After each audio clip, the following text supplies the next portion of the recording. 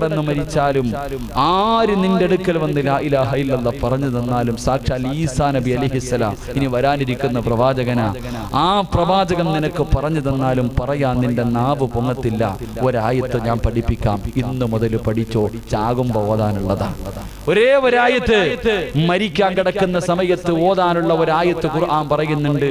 ഈ അഹങ്കാരം കാണിച്ച പ്രതികാരികൾ, അഹങ്കാരികൾ, അള്ളാഹുവിനെ മതിമറന്ന് നടക്കുന്ന മനുഷ്യൻ, അവൻ ചാകാൻ കിടക്കുമ്പോ മക്കളോ ഉസ്താദോ ബന്ധുക്കളോ അടുത്ത് വന്ന് നിന്നിട്ട് ലാ ഇലാഹ ഇല്ലല്ലാഹ് എന്ന് പറഞ്ഞു കൊടുത്ത തിരിച്ചു പറയുന്ന വാക്ക് വശഹിദു അലാ അൻഫുസിഹിം അന്നഹും കാനൂ കാഫിരീൻ.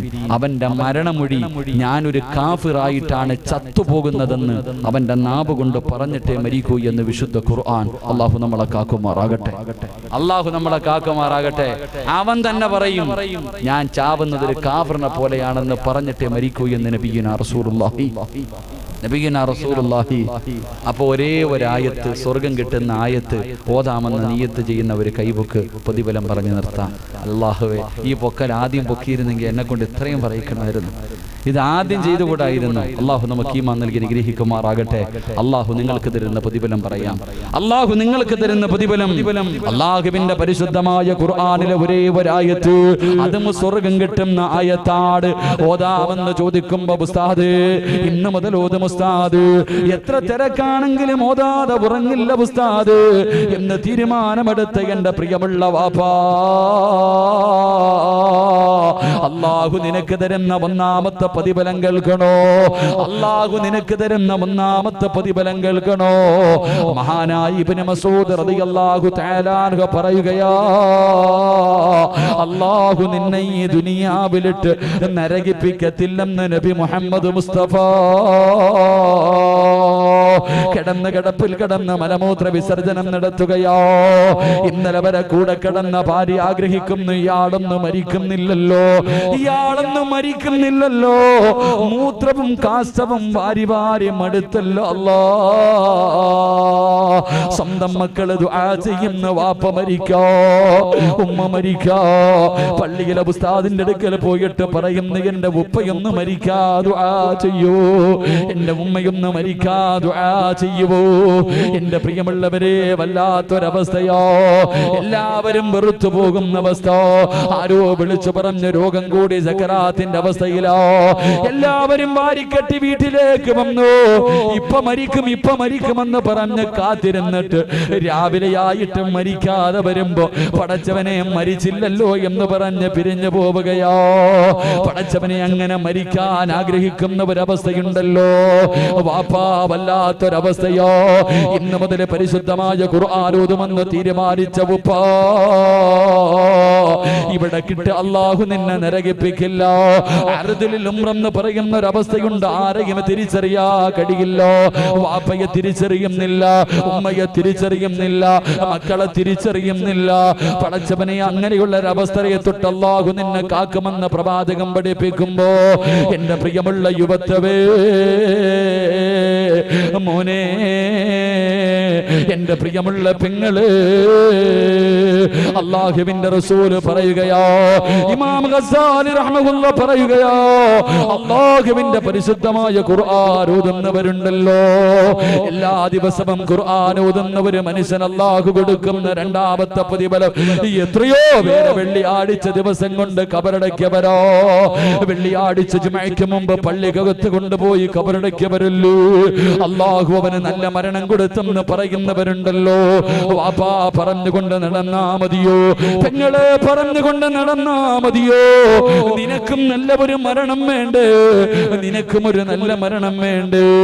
അതുകൊണ്ട് അല്ലാഹുവിന്റെ റസൂൽ പറയുകയോ, എല്ലാ ദിവസവും ഖുർആൻ ഓതുന്ന ഒരു മനുഷ്യൻ അല്ലാഹു കൊടുക്കുന്ന രണ്ടാമത്തെ പ്രതിഫലം എന്തെന്നറിയുമോ?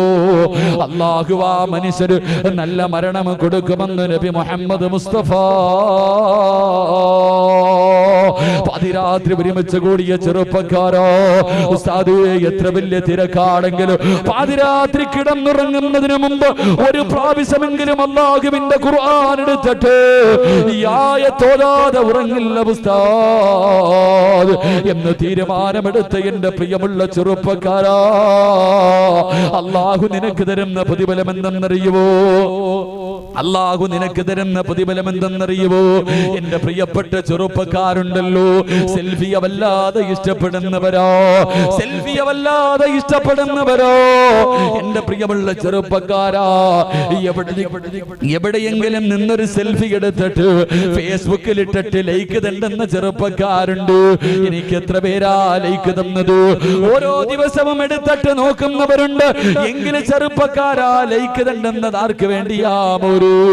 ലൈക്ക് മേടിക്കണമടാ ചെറുപ്പക്കാരോ. അത് ജീവിച്ചിരിക്കുമ്പോഴല്ലോ, അത് ജീവിച്ചിരിക്കുമ്പോഴല്ലോ എന്റെ പ്രിയമുള്ള ചെറുപ്പക്കാരാ, ലൈക്ക് മേടിക്കേണ്ടത് എപ്പോഴെന്നറിയുവോ?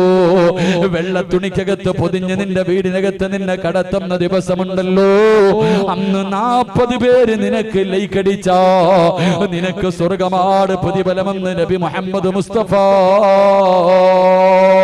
അതുകൊണ്ട് എന്റെ പ്രിയപ്പെട്ട ചെറുപ്പക്കാരോട്, മോനെ നിനക്ക് ഓർമ്മയുണ്ടോ? മോനെ നിനക്ക് ഓർമ്മയുണ്ടോ?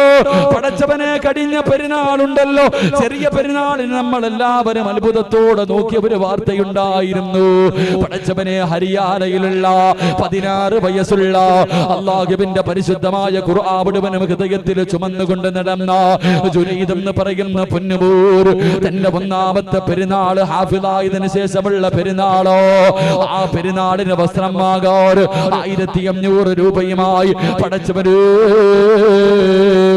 വീട്ടിൽ നിന്ന് ഇറങ്ങിപ്പോയ ജുനൈദ് എന്ന 16 വയസ്സുള്ള ഖുർആൻ പഠിച്ച പൊന്നുമൂർ കാത്തിരുന്ന പ്രിയപ്പെട്ട മാതാവിന്റെ മുന്നിൽ അല്ലാഹുവേ, പുതുവസ്ത്രങ്ങൾക്ക് പകരം പടച്ചവരെ കഫൻ തുണിയിൽ പൊതിഞ്ഞു അവന്റെ മയ്യത്ത് വീട്ടിൽ ഉമ്മയുടെയും ബാപ്പയുടെയും കൂടപ്പിറപ്പിന്റെ മുന്നിലേക്ക് കൊണ്ടുവെക്കുമ്പോ നമ്മൾ ആരും ഇന്ന് വരെ ജുനൈദിനെ കണ്ടിട്ടില്ല, ജീവിതത്തിൽ ഒരിക്കൽ പോലും അവനെ കുറിച്ച് കേട്ടിട്ടില്ല, ഏത് നാട്ടുകാരനാണെന്ന് പോലും നമുക്കറിയില്ല.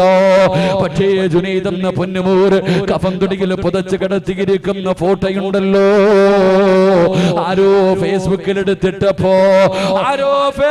എടുത്തിട്ടപ്പോ മോനെ അവന്റെ മുഖത്തെ ചിരി കണ്ടിട്ട് എന്തൊരു ചിരിയായിരുന്നടാ ചെറുപ്പക്കാരാ. എന്റെ പ്രിയമുള്ള ചെറുപ്പക്കാരോട്, മോനെ ചിരിക്കേണ്ടത് എപ്പോഴെന്നറിയുവോ? സന്തോഷമുണ്ടാകുമ്പോഴല്ല, കോമഡി കേൾക്കുമ്പോഴല്ല, മക്കളുടെ കളി കാണുമ്പോഴല്ലോ, ജീവിതത്തിലെ മനസ്സറിഞ്ഞിട്ട് ചിരിക്കേണ്ട ഒരേ ഒരു സമയമുണ്ടടോ. അതെപ്പോഴെന്നറിയുവോ? അതെപ്പോഴെന്നറിയുവോ? അന്തല്ലദീ വലദതു ഉമ്മുക ബാക്കിയാ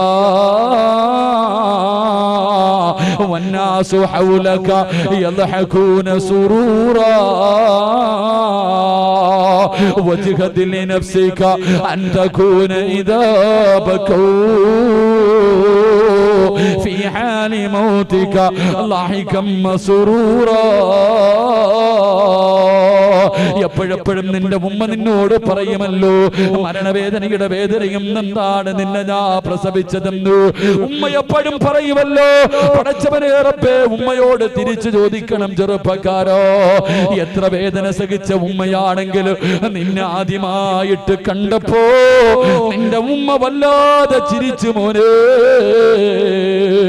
ഓപ്പറേഷൻ തിയേറ്ററിന്റെ വെളിയിൽ കരഞ്ഞു ദുആ ചെയ്തുകൊണ്ട് നടന്ന നിന്റെ ബാപ്പ, ആ ബാപ്പയുടെ മുന്നില് നേഴ്സ് നിന്നെ കൊണ്ടുവന്നിട്ട് ഇതാണ് മകനെന്ന് കാണിച്ചു കൊടുത്തപ്പോ അതുവരെ കരഞ്ഞ ബാപ്പയുണ്ടല്ലോ, നിന്റെ മുഖത്ത് നോക്കി ചിരിച്ചടാ പൊന്നുപോര്.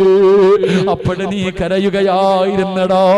ഞാനും നിങ്ങൾ കരഞ്ഞപ്പോ പെറ്റ ഉമ്മ പാല് തന്നപ്പോഴും ചിരിച്ചുകൊണ്ടാ തന്നത്, ബാപ്പയും ചിരിച്ചുകൊണ്ടാ നമ്മളെ എടുത്തത്. അതുകൊണ്ട് മോനെ, കവി പറയുകയോ, നീ കരഞ്ഞ സമയത്ത് നിന്റെ മുഖത്ത് നോക്കി ചിരിച്ചവരോട് പകരം വീട്ടണേ മോനെ. എന്നിട്ട് കവി പറയുകയാ, എങ്ങനെയാ പകരം വീട്ടേണ്ടത്? വജ്ഹദ് ലിനഫ്സിക അൻ തകൂന ഇദാ ബകൂ ഫീ ഹാലി മൗതിക ലാഹികം മസ്റൂറാ. ഈ വയത് പറയുന്ന സിറാജങ്ങാട് ഇന്ന് ഈ നിൽപ്പിലങ്ങ് വീണ് മരിച്ചു പോയാ ആരെങ്കിലും എന്നെ ഒന്ന് കൊണ്ടുപോകുമല്ലോ. എന്നെ കാത്തിരിക്കുന്ന എന്റെ വീട്ടിലേക്ക് ഒരു ആംബുലൻസിനകത്തെടുത്തിട്ട് വെള്ളത്തുടിയിൽ പൊതിഞ്ഞിട്ട് എന്റെ വീട്ടിലേക്ക് നാളെ കൊണ്ടുപോവുകയാ.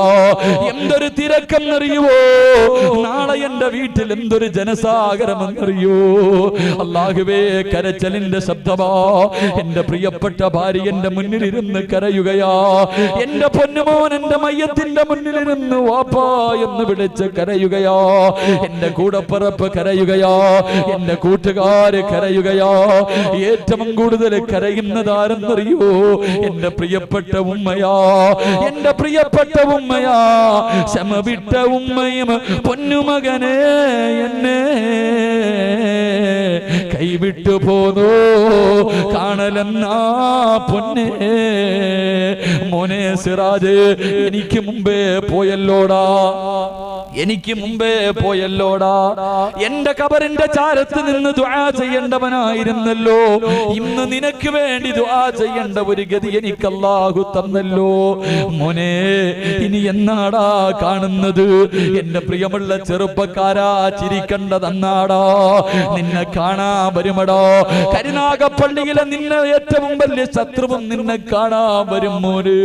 നിന്നെ കളിയാക്കിയവനും പരിഹസിച്ചവനും നാണം കെടുത്തിയവനും ഇല്ലാത്തത് പറഞ്ഞിട്ട് നിന്നെ പടച്ചവനെ തേജോവധം ചെയ്തവനും നിന്നെ കാണാൻ വരുമടാ. വീടിന്റെ വെളിയിലെ മയ്യത്ത് കാണാൻ നിരന്നു നിൽക്കുമ്പോ ആ വരിയിൽ നിന്നിട്ടും നിന്നെ കുറിച്ച് കുറ്റം പറഞ്ഞിട്ട് വീടിനകത്തേക്ക് കടന്നു വന്നിട്ട് നിന്റെ മുഖത്ത് കിടക്കുന്ന വെള്ളത്തുണിയുണ്ടല്ലോ, നിന്നെ പുതച്ച് കിടത്തിയിരിക്കുന്നു. നിന്റെ മുഖത്ത് നിന്ന് വെള്ളത്തുണി അങ്ങോട്ട് ഉയർത്തുമ്പോ നിന്റെ ശത്രു പോലും പറയണമല്ലോ, എന്തൊരു ചിരിയാല്ലോ, ഇവന്റെ മുഖത്ത് എന്തൊരു പ്രകാശമാല്ലോ. എനിക്കും തരണേ അല്ലോ, ഇതുപോലെ ഒരു മരണം എനിക്കും തരണേ അല്ലോ. നിന്റെ ശത്രു പോലും നിന്റെ മുഖത്ത് നോക്കിയിട്ട് ദുആ ചെയ്യണമടോ. ഈ പാതിരാത്രി അല്ലാഹുവിന്റെ ഖുർആൻ ഓതുമെന്ന് തീരുമാനമെടുത്ത യുവത്വേ, മോനെ, എല്ലാരും കരയുന്ന ദിവസം ചിരിക്കാറുള്ള ഭാഗ്യവാ. നിന്റെ മയ്യത്ത് കണ്ടിട്ട് ഇറങ്ങി പോകുന്നവര് മരിച്ചാൽ ഇവനെ പോലെ മരിക്കണം, മരിച്ചാൽ ഇവനെ പോലെ മരിക്കണം. പോകുന്നവരെ മുഴുവനും പറഞ്ഞുകൊണ്ട് പോകുന്ന രീതിയിലുള്ള ഒരു മരണം വേടോ.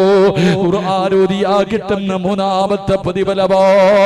നാല്, സ്വാഗതം പറയുന്നത് കേൾക്കാൻ എല്ലാവർക്കും വല്ലാത്ത ഇഷ്ടമോ. സ്റ്റേജിൽ കയറ്റിയിരുത്തിയിട്ട് ഇവന് വലിയവനാണെന്ന് പറയുന്നത് കേൾക്കാൻ എല്ലാവർക്കും ആഗ്രഹമോ. പക്ഷേ അതല്ലടാ കേൾക്കേണ്ടത്.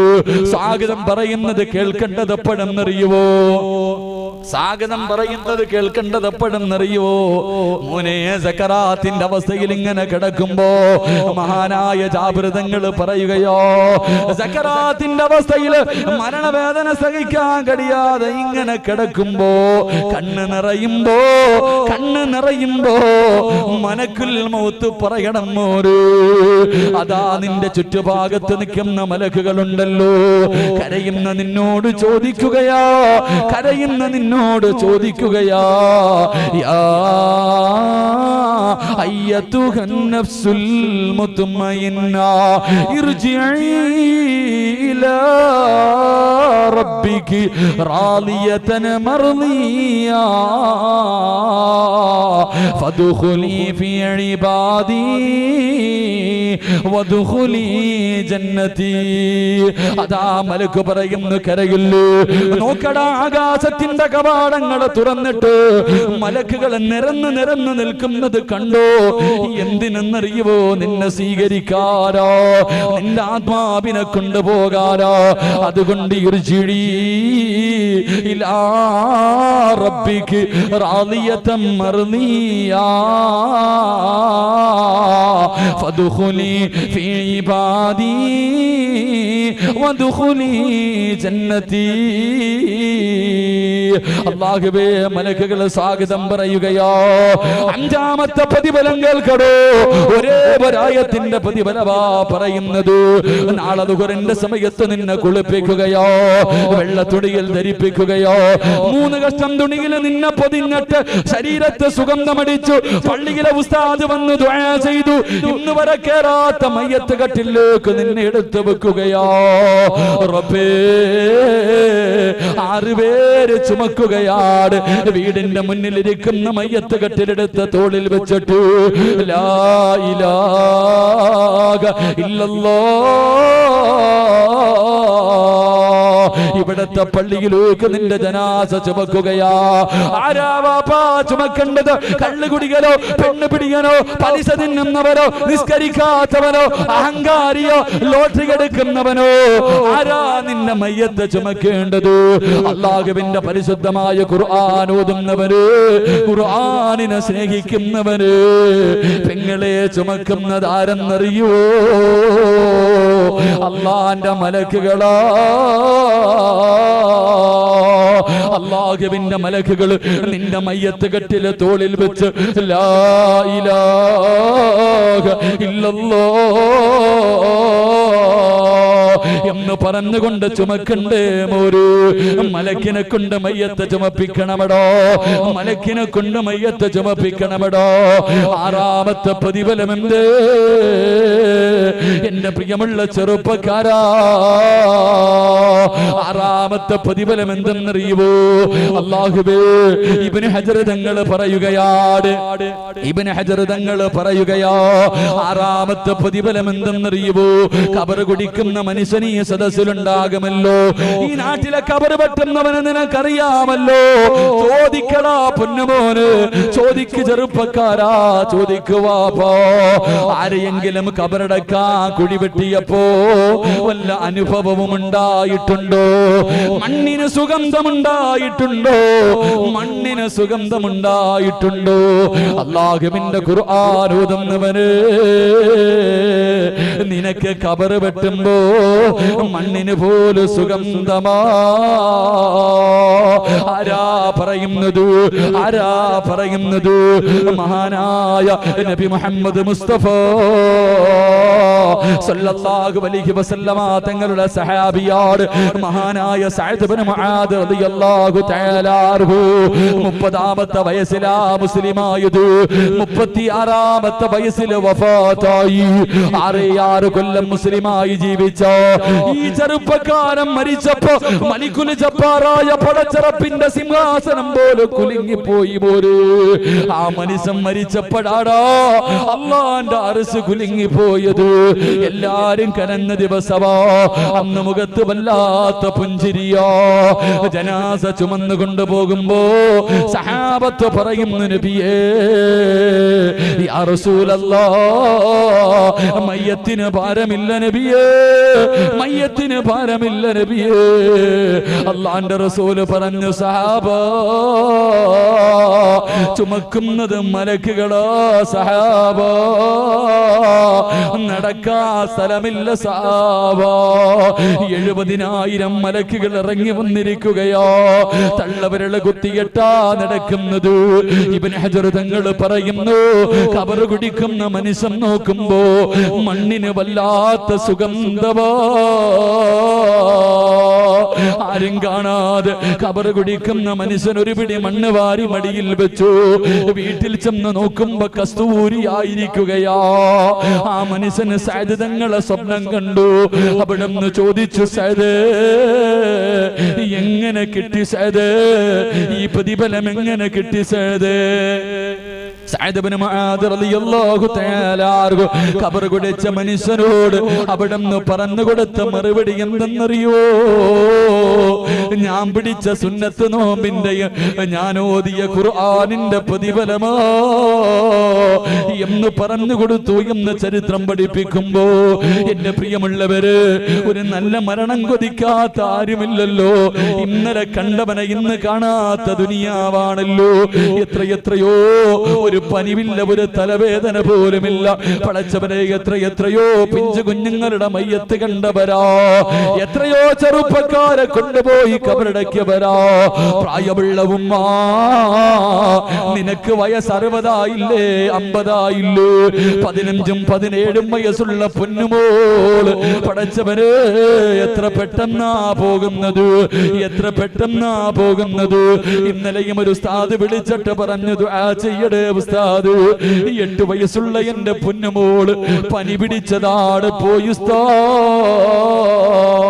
ഒരു പനി വന്നപ്പോ 8 വയസ്സുള്ള പൊന്നുമോള് പെട്ടെന്നങ്ങ് പോയപ്പോ ആർക്കാ താങ്ങാൻ കഴിയോ? അതുകൊണ്ട് എന്റെ പ്രിയമുള്ളവരെ, സമയം കുറവാ, ആയുസ് കുറവാ, ഓരോ ദിവസവും മരണത്തിലേക്ക് അടുക്കുന്നവരാ. അതുകൊണ്ട് നിന്റെ അവസാന യാത്ര നീ നന്നാക്കണേ, നിന്റെ അവസാനം നന്നാക്കണേ, ആഖിബത്ത് നന്നാക്കണേ. അല്ലാഹുവേ, ഞങ്ങളുടെ അവസാനം നന്നാക്കി തരണേ അല്ലാ.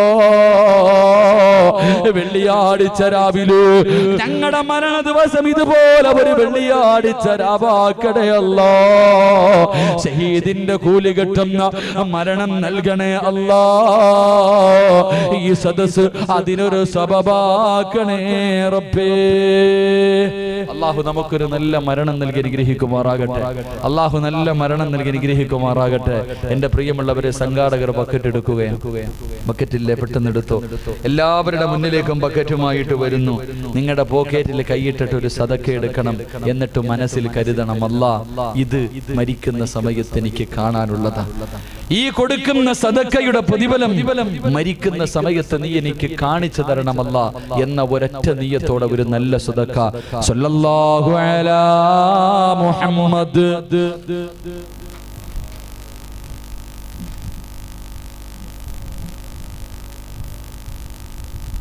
സല്ലല്ലാഹു അലൈഹി വസല്ലം.